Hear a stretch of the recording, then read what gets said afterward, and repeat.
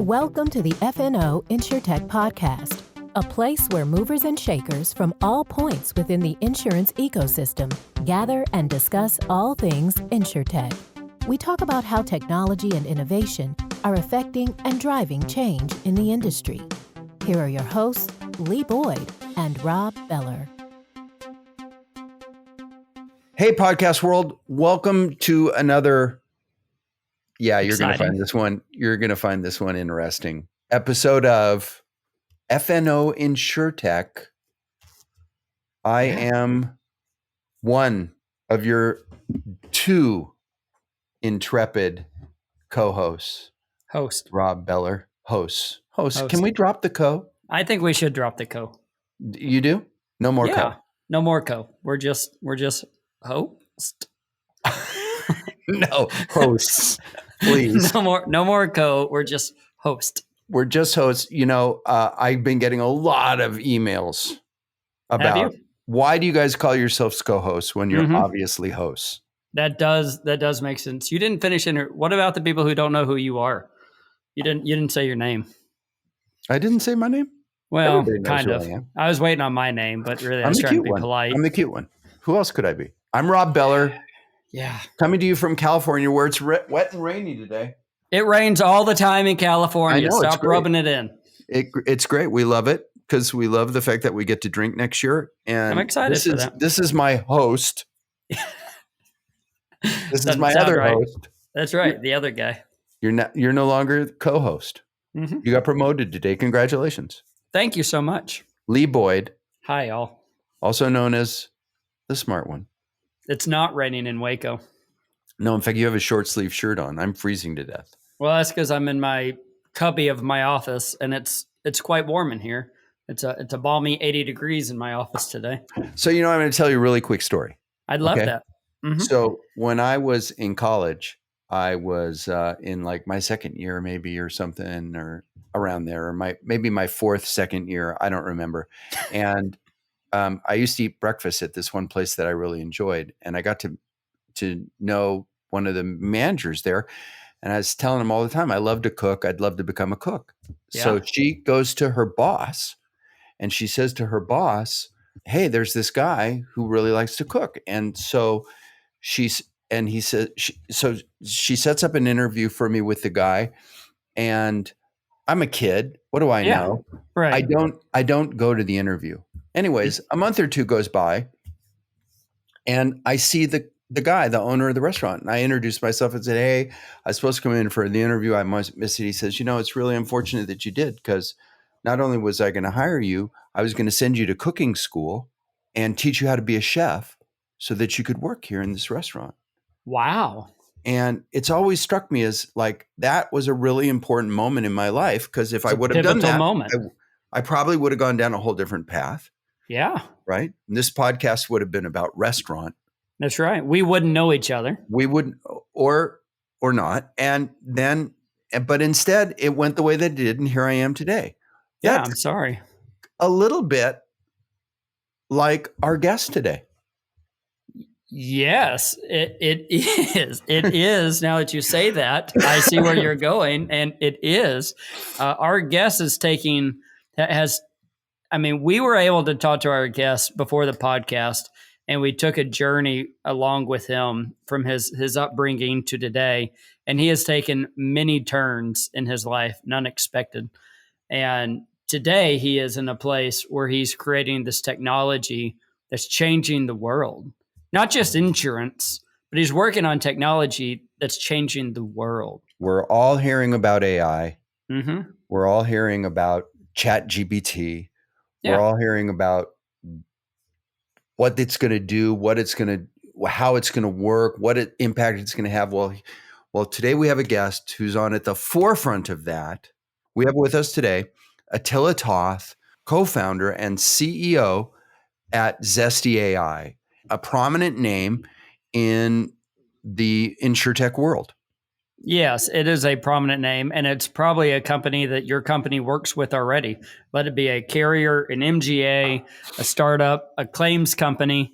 They are taking data from all these different data sources and using AI to determine risk and how to mitigate and how to underwrite and all these things that the insurance space needs. They're making unstructured data structured data. That's very They're true. using And he talks to us all about They're that. using AI not in the future. They're using it today. And thanks to our dear friend Astrid. Thank you, Astrid. She got us introduced to Zesty, and thanks to the people at Zesty. So without further ado, here's our interview with Attila Toth, co-founder and CEO at ZestyAI. Hey, everybody. We are here with a special guest. We've been chit-chatting before we got on. I won't give you a spoiler and tell you what we're talking about. It's super interesting, though, by the way. We have with us Attila Toth, who is a co-founder and CEO at ZestyAI. Yes, ZestyAI. You've all heard about it and a lot of buzz around it. And we were put on to you guys by a mutual friend, Astrid Maval Bahari. You know Astrid? Absolutely. She's a great friend of the company. She is a remarkable person in our industry. And we were having lunch with her at InsureTech Connect last fall. And she said to us, we said, Astrid, who do we need to have on the podcast? She said, you have to have ZestyAI. And she went on for about 5 minutes about all the reasons why. And so here we are. So with that intro, thank you so much for being here and welcome to our podcast. Thank you, Robin Lee. And also thank you to Astrid. She never stops amazing me with the connections that she has. She is an amazing person. No doubt about that. Probably one of the best connectors in the industry. Agreed. She might be. She has a future as a matchmaker. Although I think she's a matchmaker already. I'm pretty sure she already is. So Attila, thank you so much for coming and for being with us today. With all the buzz around AI today, we want to get into that and talk all about that. But let's start first with just giving us a minute on what is your company and what do you guys do? So first of all, thank you very much for having me, Lee and Rob. ZestyAI is a property risk analytics platform that is leveraging artificial intelligence in order to explain value of properties and explain the risk associated with properties at a granular level in a way that it has never been explained before. So what do I mean by this? Properties, homes, businesses are by far the largest store of wealth in the world. Close to 80% of the world's wealth, close to $300 trillion, are amassed in properties.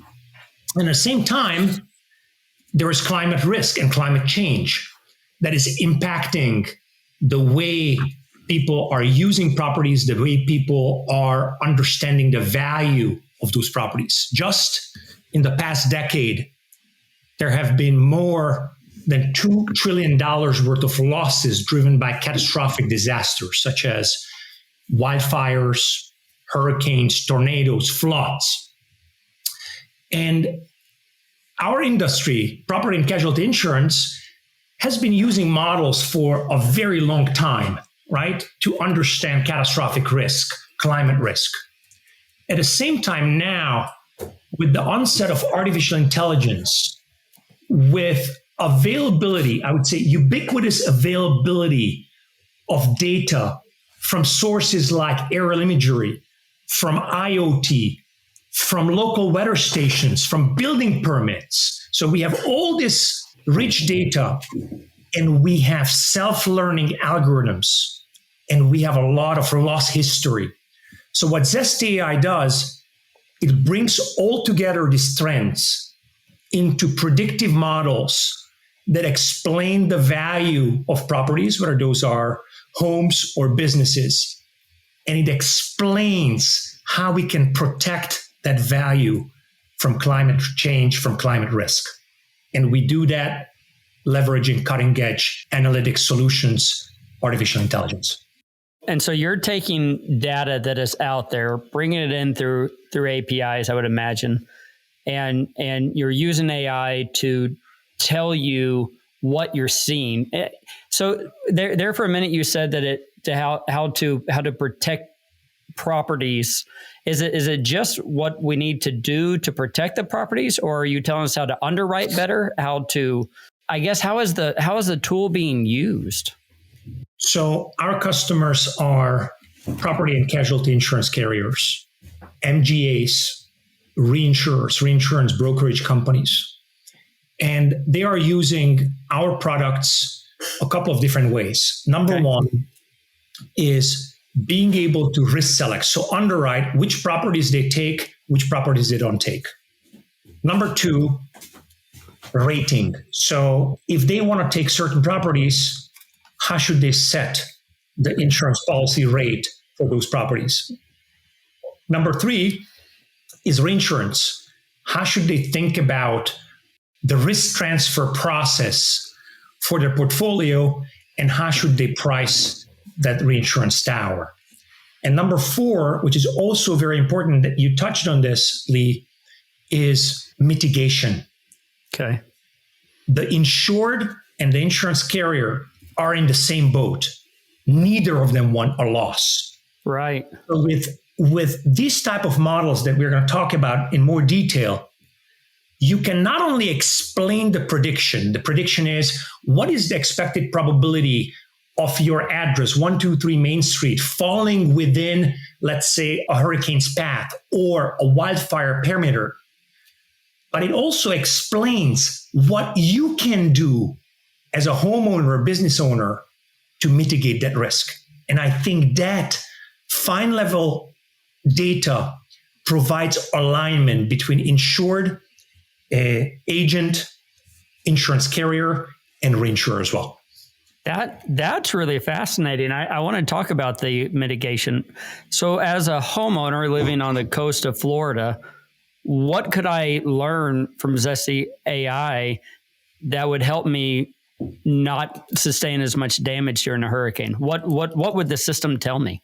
Okay, so let's break this down, right? So we have two models for wind-related losses. One is a frequency model that basically is based on the location of your property, right? So it takes into consideration a lot of things like wind direction, topography, distance to the water body, a lot of different things. And it provides you an annualized probability of being involved in an event or for an insurance carrier or receiving a claim on that. There's not much that you can do about your location. There's not much that you can do about, your topography around you. But the second score is a severity score. And that's where we are taking into consideration the building materials that are being leveraged for your property. Mm-hmm. The roof complexity. Mm-hmm. What is your average pitch? What is your orientation of your roof? What is the dominant pitch? What is the lowest eave height? What is the highest eave height? What is the shape of your roof? What is the condition of your roof? And I could go on and on and on the roof. As you guys know, you guys are insurance guys. Sure. A large percentage of catastrophic losses are driven by roof-related losses, right? So that's why we call this the roof anatomy. So what can you do, right? So on the coast, basically, you can change certain things about your roof. You can upgrade missing shingles. You can upgrade a roof that is aging.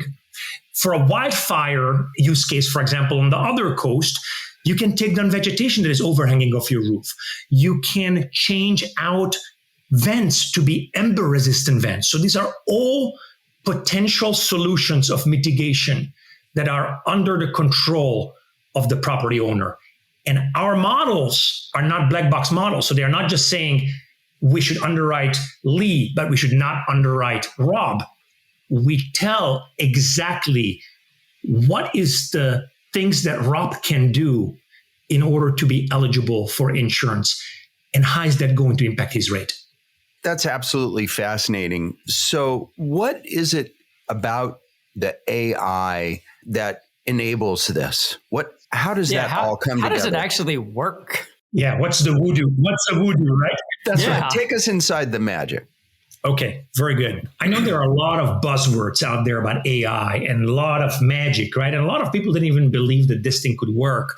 But now they have ChatGPT and other things at their fingertips, and they are saying, wow, this thing is working, right? So let me break it down for this insurance use case, right? Thank you.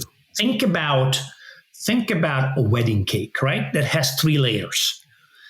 And the bottom layer of that wedding cake is all about ingesting unique data sources, and I'm going to say what unique data sources are, into a federated, unified data image. So, for example, satellite imagery, or imagery from low-flying aircraft, or LiDAR LiDAR, which is almost like sonar from the air, or infrared from a low-flying aircraft. So ingest all this data, and this data is unstructured data, right? What do I mean by unstructured data? You can look at an image with a naked eye, and you can make determinations, but you cannot use that image without transforming it in a model, right? Mm-hmm. So I mentioned in the lower level of that wedding cake, imagery is a very important element, but there are other things such as, for example, building permits.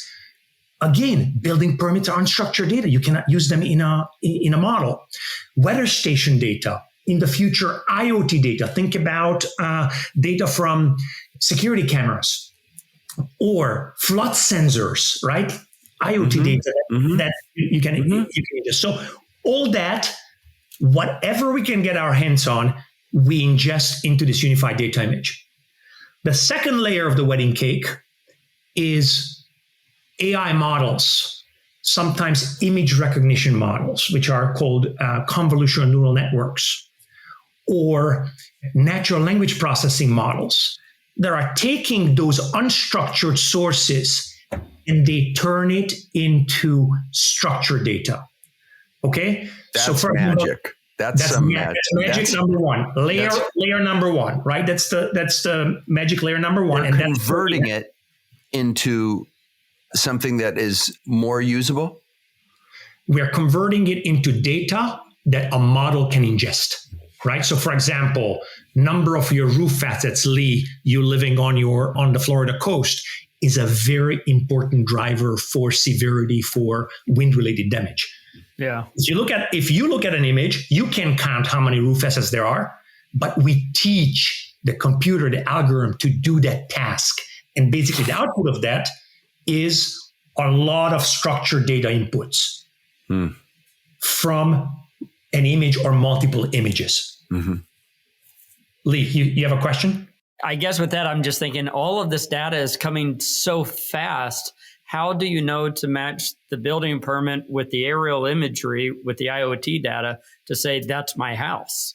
Yeah, so that's where geocoding comes into question, right? Got it. Right. Being able to ingest something that I have not yet mentioned, being able to ingest all the parcels that are out there. So we have providers that provide us parcel data information. So you give us an address, let's say your home address, we can match that to a geocode, and we can match that to a building parcel with 98+% accuracy.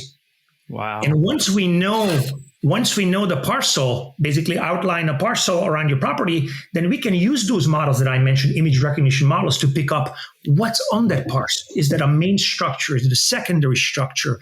Is there a gable roof? Is there a hip roof? Is there a pool on that structure? Is that vegetation? So that's when we start running our crawlers or image recognition models, and basically we extract all that property-specific risk and value data that is associated with your geocode.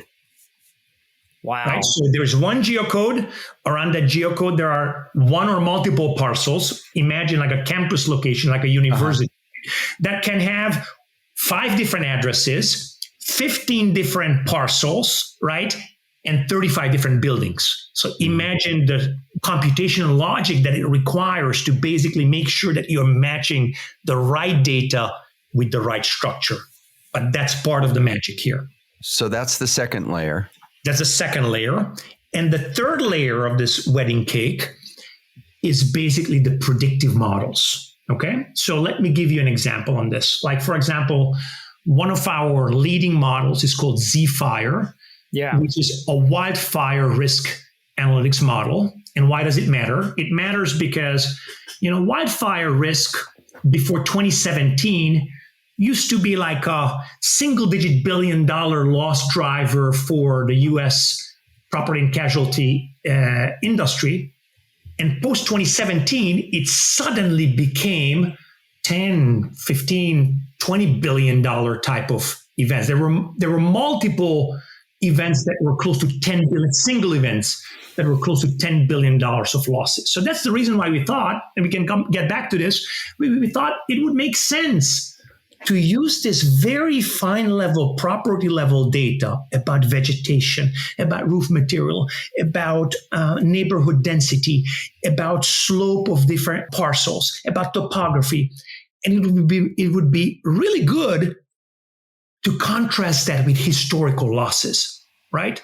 So in that top layer of that wedding cake, we are building a model, a predictive model that makes a prediction based on historical loss data, and then layer 1 and layer 2 of that wedding cake, right? If we know historical losses from 1,500 wildfires, which we have harvested, which is, I would argue, the largest loss database out there for this peril, and if we know all those things from layer 1 and layer 2 of the wedding cake, right? We know the slope. We know, as I mentioned, neighborhood density, building material, vegetation density in multiple defensible zones.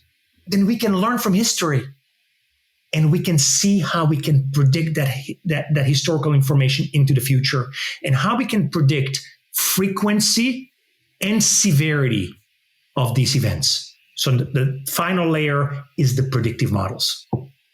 So you're creating something that can think about all these things at once and ingest all these things at once and then spit out what and tell you what? What we are telling our customers is two things. What is the annualized probability of an address to fall within a catastrophe zone, within a wildfire perimeter or a hail SWAT? So what is the annualized probability? In some cases, the frequency is also what is the expected probability of getting a claim on this, right? So that's the frequency. Again, depending on the model, we have a lot of models. Some says what is the inclusion probability, what is the claim probability. So that's the frequency side. And then if you are included or if you are getting the claim, what is the severity? How much damage should you expect? So why is this important? Because with these two probabilities, an insurance carrier can say, okay, I am willing to take this risk here, but I'm not willing to take it there. Mm-hmm. And then if I'm taking that risk, so if I'm underwriting it, these probabilities are basically a pricing driver for them. Because based on this, they can rest assured that they are fairly pricing every single risk based on the actual probability of loss on that address. And why is this important? Because as you guys know, insurance companies are making their return based on discriminating bad risk from good risk, right? Mm-hmm. Bad risk, they need to price higher or not take. Right. Good risk, they want on their books. Good risk meaning less expected claims, right? They want those on their books. Bad risk, they want to push that away. And basically, that's when adverse selection happens, when somebody is using a model that is not discriminating very well. Let's say a traditional model that has been out there for 20, 30 years. By the way, this is the reality. Some of the models that we are up against are 20, 30-year-old models. So if you're a carrier who are using a model that is using this type of advanced technology and segments risk better than your competition, then you are getting an unfair advantage. So years ago, people would build houses. And I have friends who are building houses, and the last thing they think about is insurance, right? The house is going, and like, okay, it's time to get insurance. Using these models in my head, I'm seeing a day where you take the address and the plans for the home and say, if you do all these things, you'll be in a group of risk and you'll have your pick of the market. But yet there could be a time where you say, if you build that home, you might not get insurance, or it's just going to be astronomically high. Is that a real thing that could happen? Lee, this is already a reality in Florida and California, right? Right. Coastal markets are in an insurance crisis. In Florida, because of hurricanes; in California, because of wildfires. And those are one of the two largest markets in the world. By the way, California, I think it's the world's fourth or fifth largest insurance market if it was a standalone country, right? It's the number one property and casualty insurance market in the United States. And Florida, I mean, is not too far behind it. And because of those two perils, there is today an insurance crisis. What does that mean? A lot of carriers are being extremely careful in terms of how much risk they write. The insurers of last resort, so Citizens on the East Coast in Florida, California Fair Plan on the West Coast, are swelling up because there are a lot of people, a lot of families who cannot find insurance, and also business who cannot find insurance. They have to go to the insurer of last resort. So, and insurance rates are going up, but interest rates cannot go up that fast because, as you guys know, insurance is a regulated business. Right. So using this type of precision models helps a couple of things. Number one is what you said. Mr. Boyd, if you are going to undertake these three mitigation options, which we can tell you exactly what, we see that 67% of your roof is covered by dry vegetation. We see that you might not have a Class A roof because you have a wood shake roof.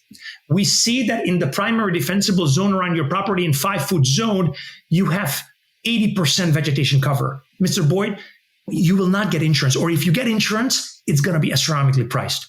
You have to address those things, and then your insurance is going to be why.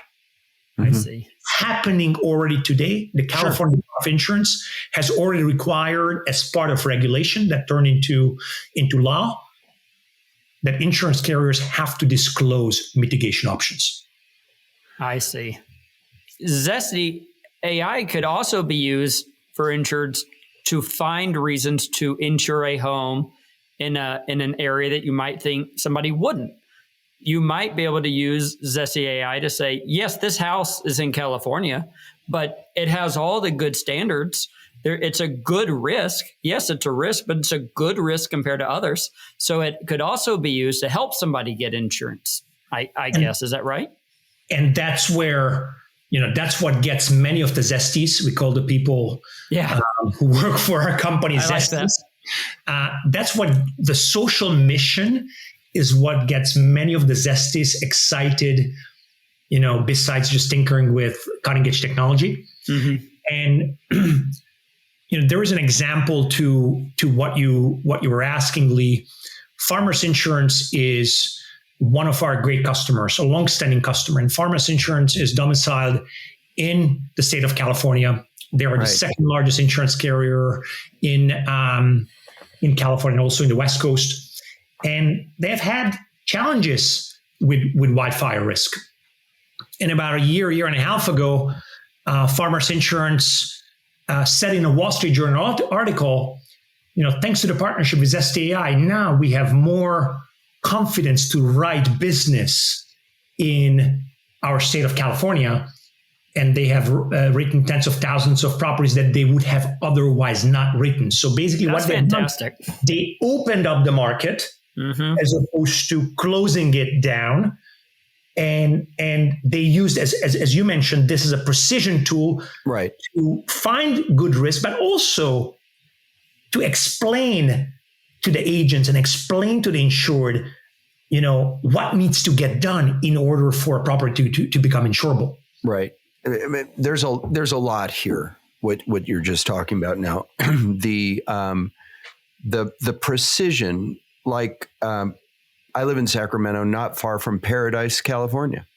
tragic scene of a horrific, tragic wildfire event.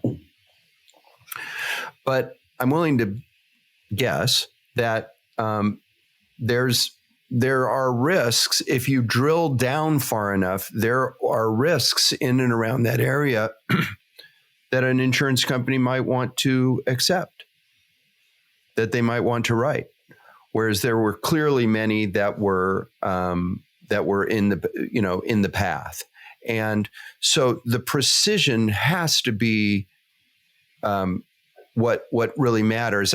I'm thinking in the old days of underwriting, and I don't know, I've never worked in underwriting or been an underwriter. It probably went by zip codes. No, we don't want anything in that zip code, right? Which is an easy demarcation, right? But today, there's probably places inside that zip code that you can use, that you can do and not. Is that correct? And that's one of the things your tool enables, correct? Absolutely. Property by property. Property by property, and even like structure by structure, right? If on one parcel you have multiple structures, right, and one happens to be, more susceptible to risk than the other, we can even differentiate between structures on the same property. Mm-hmm. And that's the future. So just to paint a contrast, right? In the past, risk selection, as you astutely mentioned, has been broad brush, right? Regions, east of I-95 in Florida, or this zip code, that zip code in California. It was based on very simple statistical regression algorithms, right? A times B plus C equals D, right? Mm-hmm. Now, so many of the models are as simple like that. They use very limited factors, right? They use maybe, in a wildfire case, they used only slope, and they used access, firefighter access, right?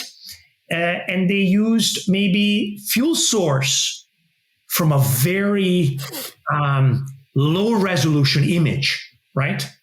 Now today, image resolution that we are using is 10,000 times better, right? We're not talking here factor of 2 or factor of 3 improvement, 10,000 times better resolution of that imagery.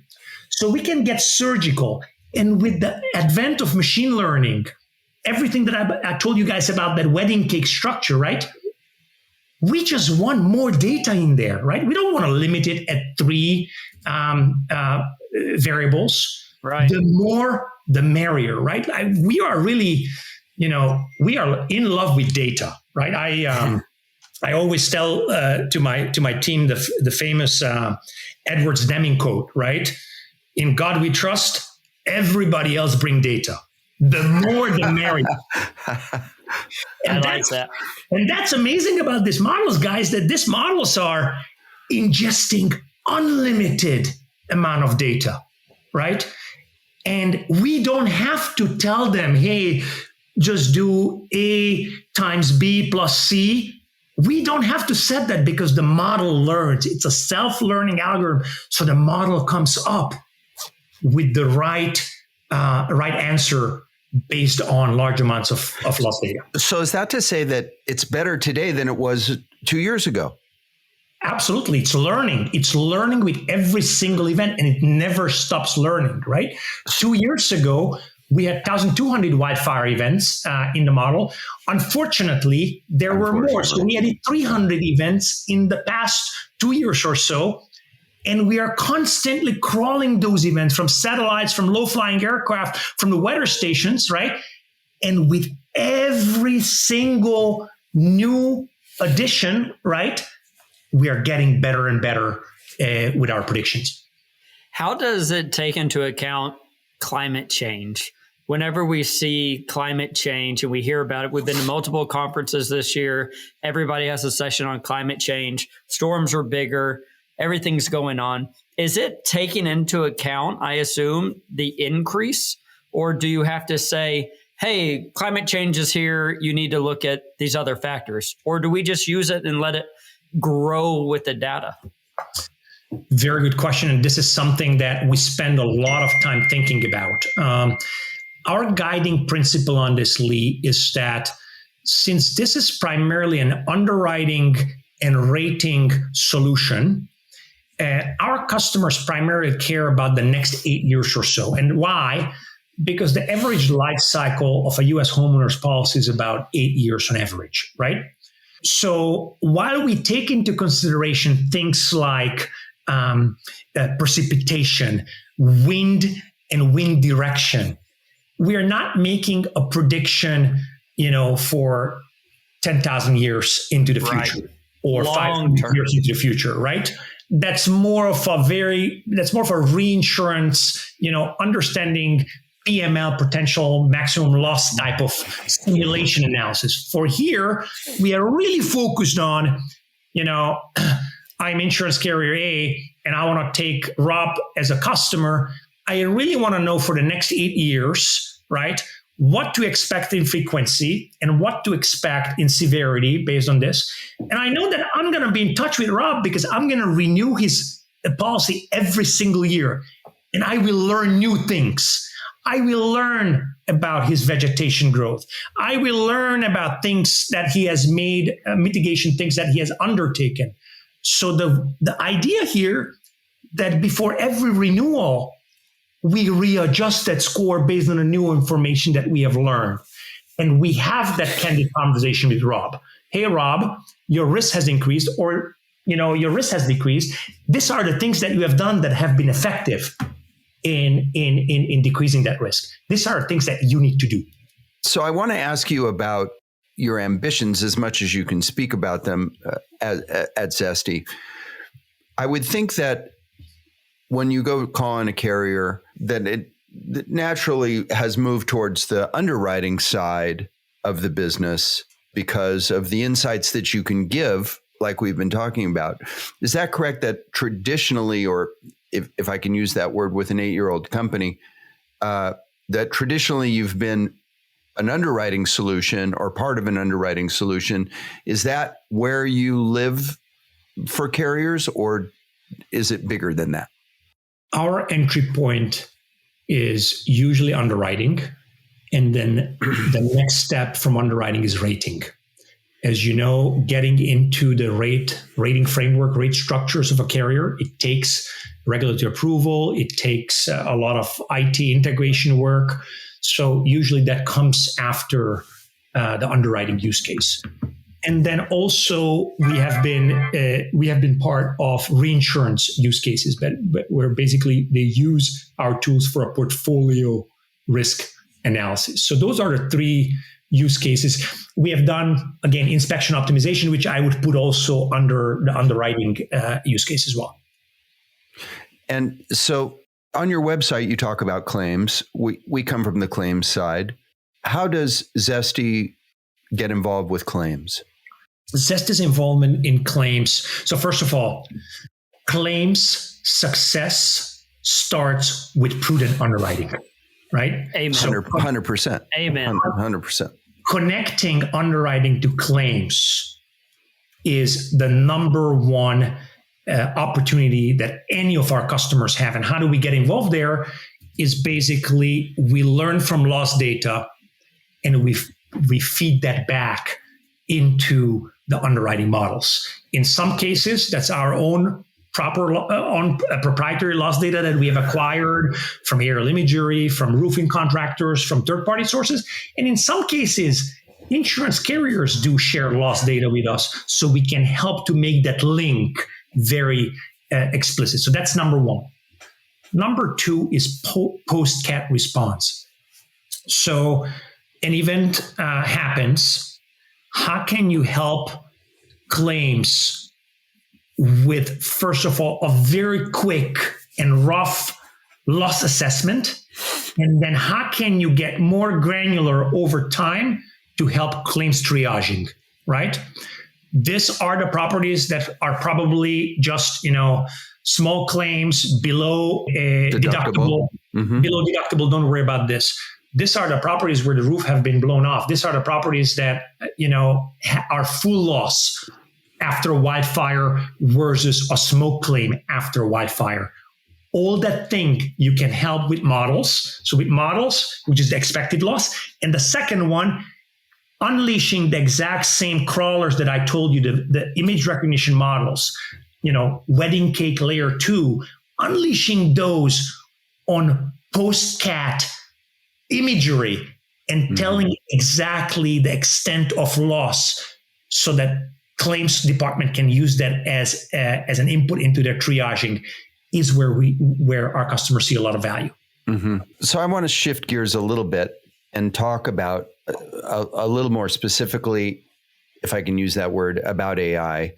We're recording this at just in the shadow of the big news about ChatGPT and what they've been able to achieve and what they're doing in search. And I think Lee wrote a Valentine for his wife on using ChatGPT, and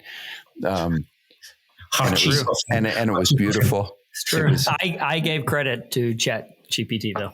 Good. Or so he tells us. I hope you got some flowers as well. Of course, and chocolate. In fact, when ChatGPT can make the flowers and the chocolate, then I'll be really impressed. But yeah. In the AI world that you live in it, right? You work in it every day. There must be an AI community. You guys probably knew about this and knew it was coming. Talk to us a little about being in that community, about why is AI so important to the future of insurance technology? We are living during very, very exciting times, right? Artificial intelligence is revolutionizing every field of work and life, whether the way you entertain, the way you travel, the way you find cures to pandemics and diseases, and also the way you underwrite risk. I very much liken this moment to the early to mid 90s when I landed in the United States as an immigrant from Central Europe. And I heard about this thing, the internet, right? And I remember going into the computer lab of my university with my broken English and asking, somebody can show me internet, right? And I knew very little about how internet, fast forward 25 years, 30 years, and internet has revolutionized everything. The way we interact, the way we work, the way we do this podcast, the way we sell, the way we entertain, everything has been revolutionized by the internet. And we are living the exact same moment in time, I feel, with artificial intelligence. Wow. This time I'm a little bit more prepared, right? I've spent the past, close to past decade learning about artificial intelligence, learning about the algorithms, learning about the data sources. We spent the past 6-7 years building this company. And I believe that we are only scratching the surface of what's possible, right? And in insurance is a model-run enterprise by design, right? Everything is based on models. Inspection model, unconstrained model, regulatory model, a rating model, underwriting model, marketing, targeting model. Everything is run by models. What AI is going to do to this model-run enterprise is just going to put every single one of those models on steroids. There is going to be more data, wedding cake layer 1, a lot more data that we can get our hands on. Wedding cake layer 2, better algorithms that extract the useful information from that data. Wedding cake level 3, better predictive algorithms for everything that we do that will capture billions of dollars. So from an ROI perspective, this is the new industrial revolution. Wherever we look, we see billions of dollars worth of value that this technology can create. And it's not just not as simple as hey, you don't need to go to inspect. Absolutely not. It's rethinking the core of insurance, right? How can I mitigate? How can I provide, reason codes of why something can go wrong? And how can I align that with the homeowner? How can I align that with claims? How can I align that with capital allocation on the back end with reinsurance? So it's going to completely revolutionize this industry. I mean, you just took it to a whole nother place, right? Whenever you compare it to the start of the internet, to say that we're at that place now, I guess my mind is just exploding with all the ways. I look at AI and I think it allows us to do so much quicker with so few resources. You're able to dive through the data. But at the same time, I keep thinking, is there data we're missing? And I want to go back to Zesty, and I want to go back to, is there data you wish you had that you could be better at what you do? And I keep going to this IoT. I keep writing it down. IoT devices. Is there something that's working that you wish you had more of? Or is there something that you wish could be created that you could get? What are you missing? IoT is where I would have started as well, answering this question. I would love to get sensor data, right? I would love to get flood sensor data. I would love to get a real-time feed from security cameras that computer vision models can analyze. I would love to get, instead of getting weather data from local weather stations, right, that are a few in every town, I would love to get weather data from everybody's rooftop, right? Cheap weather sensor, a very cheap weather sensor. You could accomplish that, right? So I believe there's going to be an explosion of data, especially when it comes to IoT, when it comes to weather data, that, camera data. Just think about the advent of self-driving cars, right? Now I get a lot of data from satellites and from low-flying aircraft, right? Imagine when self-driving cars are going to capture data of property condition from the street level as well. Right. Wow. That's stunning. That's a stunning thought, because then the manufacturer, conceivably, the manufacturer of a self-driving car could possess and sell that data.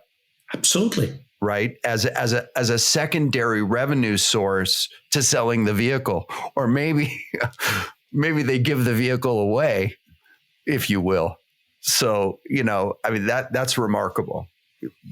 But you're right. I mean, if you have the ability to ingest imagery and create it and turn it into usable data, sky's the limit.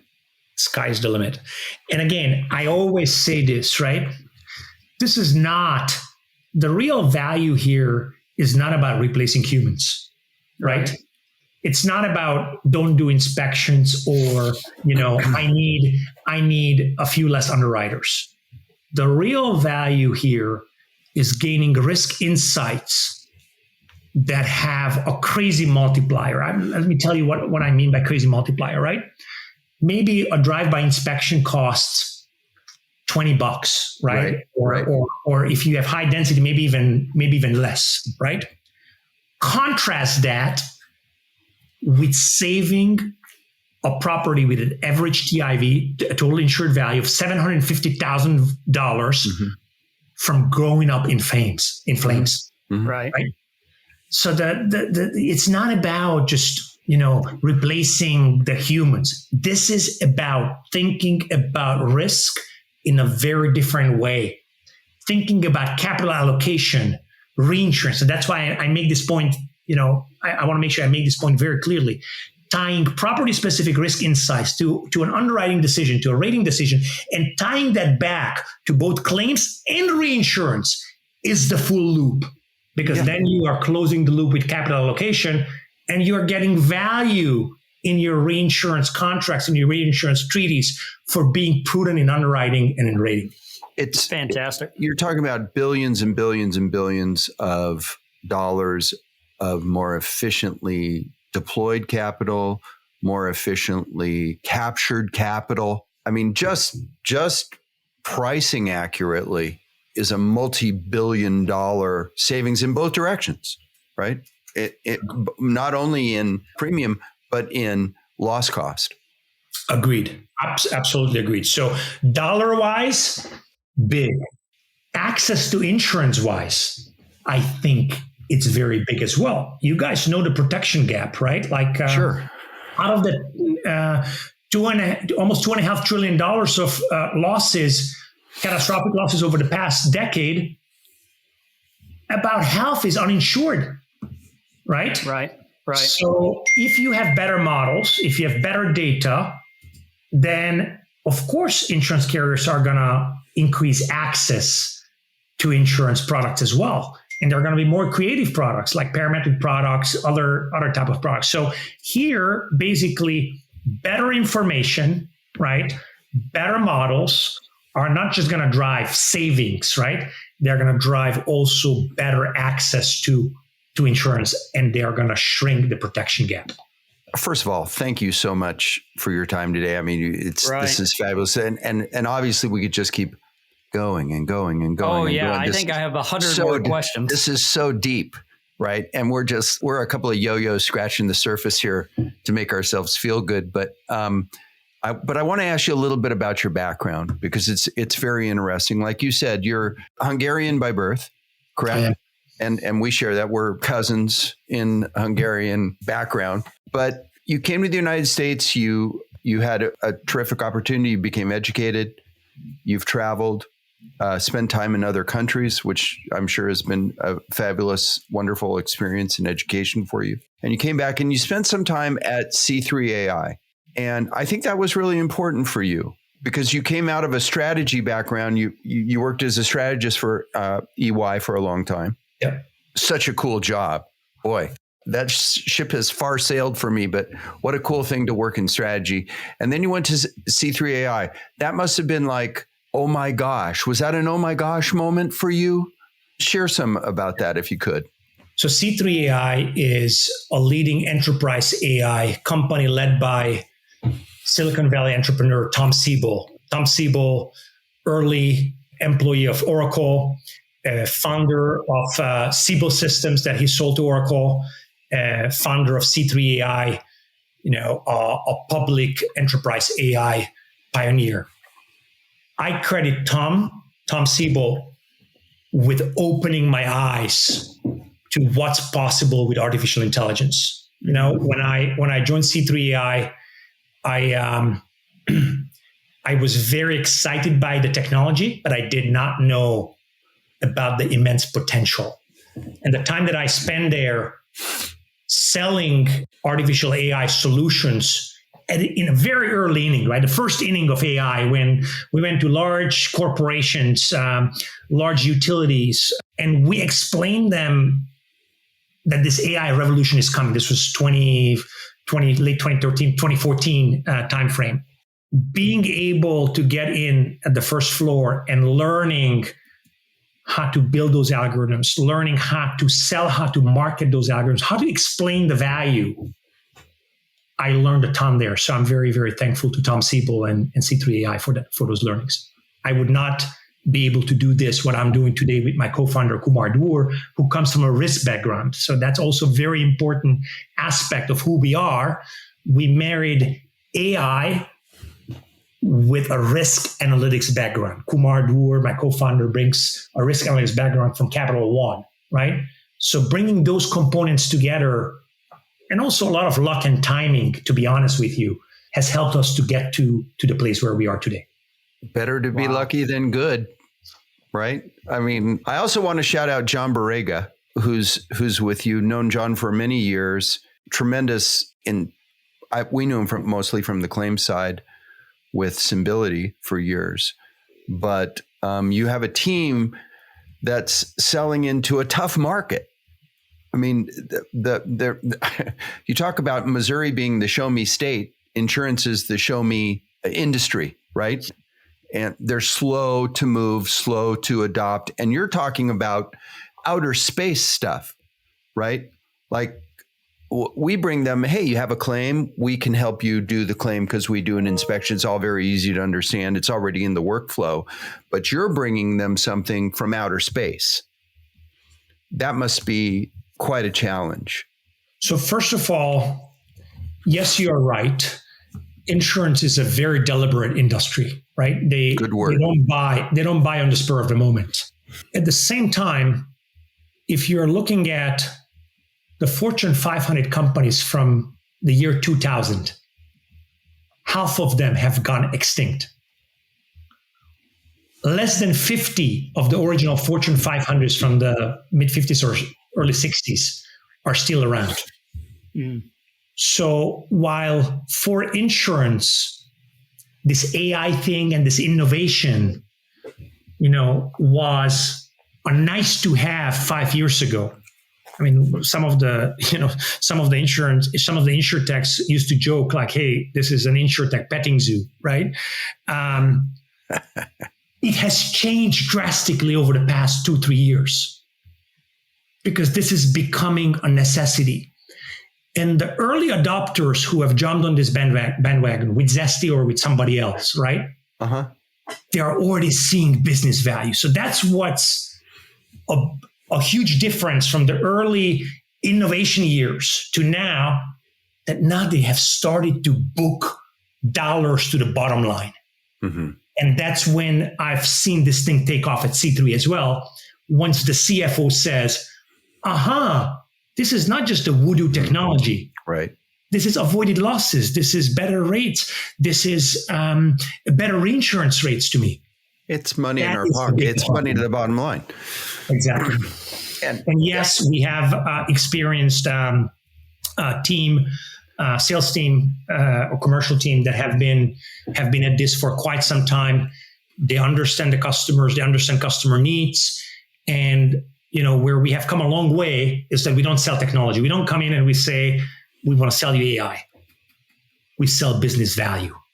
We translate the technology into the key drivers in the CFO's P&L so that in simple terms, we can explain how that's going to impact the business.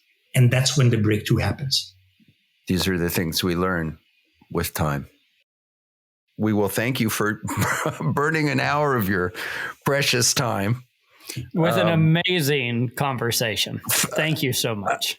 Amazing. Now I know why Astrid recommended you. This is exactly why. Thank you so much. Thank you for not only sharing about your leading company, but also about the industry and what's going on and what you guys are doing and what you're seeing. And we'd love to have you come back because I imagine as far as things have come, they're even going faster. So sometimes we have people on, we say, hey, can we have you back on in a couple of years?